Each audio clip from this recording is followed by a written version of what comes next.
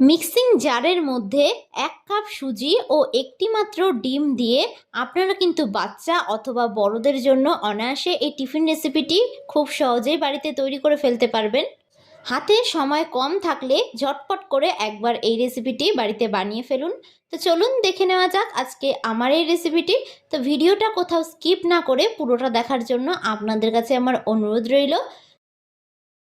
সবার প্রথমে আমি এখানে একটা ছোট মিক্সিং জার নিয়ে নিয়েছি। এবার আমি দিয়ে দিচ্ছি মেজারিং কাপের 1 কাপ পরিমাণে সুজি। আপনারা এখানে বাটি অথবা কাপ মেপেও দিতে পারেন। এবার আমি ওই কাপেরই 1 কাপ মেপে জল দিয়ে দেব। মানে যতটা সুজি নেবেন ঠিক ততটাই কিন্তু এখানে জল দিতে হবে। এবার মিক্সিং জারের ঢাকনা বন্ধ করে এটার একটা স্মুথ পেস্ট আমি তৈরি করে নেব। তো দেখুন এখানে আমি ঠিক এইরকম একটা স্মুথ পেস্ট তৈরি করে নিয়েছি। এবার অন্যদিকে একটা বড় মিক্সিং বোল নিয়ে নিলাম। এবার আমি এর মধ্যে সুজির পেস্টটাকে দিয়ে দেব। সমস্ত সুজির পেস্টটাকে আমি এর মধ্যে ঢেলে দিলাম। এবার আমি এর মধ্যে অ্যাড করে দিচ্ছি একটা গ্রেট করা আলু। এখানে আমি একটা ছোট সাইজের আলুকে একটা গ্রেটারের সাহায্যে খুব ভালো করে একটু গ্রেট করে নিয়েছিলাম। এবার দিয়ে দিচ্ছি আমি এর মধ্যে একটা ছোট সাইজের মিহি করে কুচিয়ে রাখা পেঁয়াজ ও ঝালের জন্য আমি এখানে অ্যাড করে দিচ্ছি কাঁচা লঙ্কা। তবে ঝালটা এখানে আপনারা যে যতটা খেতে পছন্দ করবেন ঠিক সেই অনুযায়ী কিন্তু দেবেন। এবার আমি এর মধ্যে একটা ডিম দিয়ে দিচ্ছি। আমি এখানে পরিমাণটা যেহেতু কম করে করছি সেহেতু আমি এখানে একটা ডিম ব্যবহার করছি, তবে আপনারা কিন্তু চাইলে পরিমাণটা বাড়িয়েও করতে পারেন। এবার আমি এর মধ্যে স্বাদ অনুযায়ী নুন দিয়ে দিচ্ছি। নুনটা অবশ্যই আপনারা আপনাদের টেস্ট অনুযায়ী দেবেন। এবার এই সমস্ত উপকরণগুলোকে কিন্তু খুব ভালো করে আমি একটু মিশিয়ে নেব। আমি সবসময় ঘরে থাকা উপকরণগুলো দিয়ে রেসিপিগুলো তৈরি করার চেষ্টা করি, যাতে আপনাদের রেসিপিগুলো তৈরি করতে কোনো অসুবিধা না হয়। খুব ভালো করে কিন্তু আমি একটু মিশিয়ে নিচ্ছি। আমি একটা হ্যান্ড মিটারের সাহায্যে কাজটা করে নিচ্ছি, তবে আপনাদের হাতের সামনে যদি এটা না থাকে আপনারা একটা চামচ দিয়েও কাজটা করে নিতে পারেন। আমার এই ভিডিওটা যদি আপনাদের কাছে ভালো লেগে থাকে তাহলে অবশ্যই একটা লাইক করবেন। আর যারা যারা আমার চ্যানেলের নতুন বন্ধু তারা অবশ্যই আমার চ্যানেলটি সাবস্ক্রাইব করে দেবেন। আমার ভিডিওর আপডেট সবার আগে পেতে পাশে থাকা বেল আইকনটা ক্লিক করতে ভুলবেন না। আর যারা যারা ফেসবুক থেকে দেখছেন তারা রনিতাস ফুড প্লেস পেজটিকে ফলো করে দেবেন। তো এইভাবে কিন্তু খুব ভালো করে আমি একটু মিশিয়ে নিয়েছি। এইভাবে কিন্তু আপনারা কাজটা একটু করে নেবেন। তো এখানে কিন্তু কোনো প্রকার আমি জল অ্যাড করিনি এক্সট্রা করে।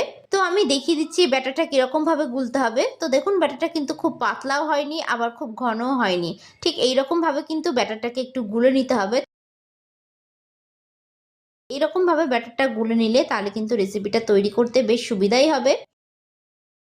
এবার অন্যদিকে আমি একটা ফ্রাইং প্যান বসিয়ে দিলাম। ফ্রাইং প্যানটাকে প্রথমে গ্যাসের ফ্লেমটাকে হাইয়ে রেখে খুব ভালো করে একটু গরম করে নিয়েছি।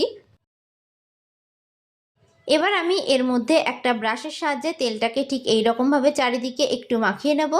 এইভাবে প্যানের চারিদিকে আমি তেলটাকে মাখিয়ে নিয়েছি। এবার আমি এর মধ্যে 1 হাতা পরিমাণে ব্যাটার দিয়ে দেব।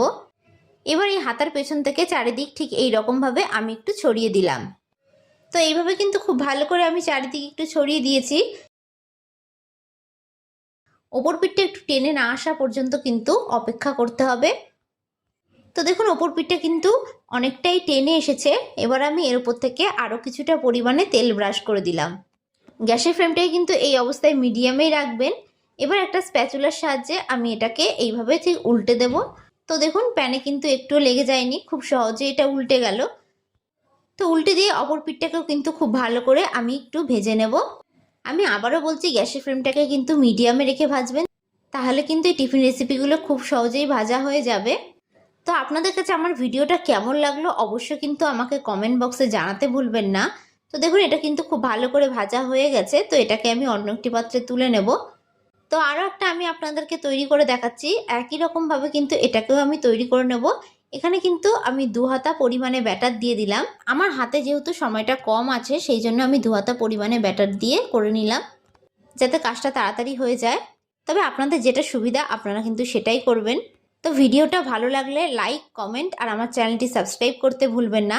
আর যারা যারা ফেসবুক থেকে দেখছেন তারা রনিতাস ফুড প্লেস পেজটিকে ফলো করে দেবেন।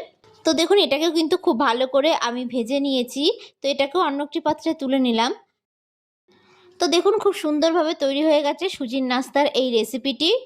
তো দেখুন এগুলো কিন্তু কতটা সফট ও নরম হয়েছে, মুখে দেওয়া মাত্র কিন্তু মিলিয়ে যাবে। আর এগুলো কিন্তু অনেক সময় ধরে নরম থাকবে। তো আপনাদের কাছে আমার রিকোয়েস্ট থাকলো এই রেসিপিটি বাড়িতে একবার হলেও তৈরি করার জন্য। আর একবার তৈরি করলে কিন্তু আপনার কাছে বারবার রিকোয়েস্ট আসবে। তো আজকের মতন আমি বিদায় জানালাম। আবারও হাজির হব আপনাদের সামনে নতুন একটি রেসিপির ভিডিও নিয়ে। তো আশা করি আপনারা সকলে ভালো থাকবেন, সুস্থ থাকবেন। ধন্যবাদ।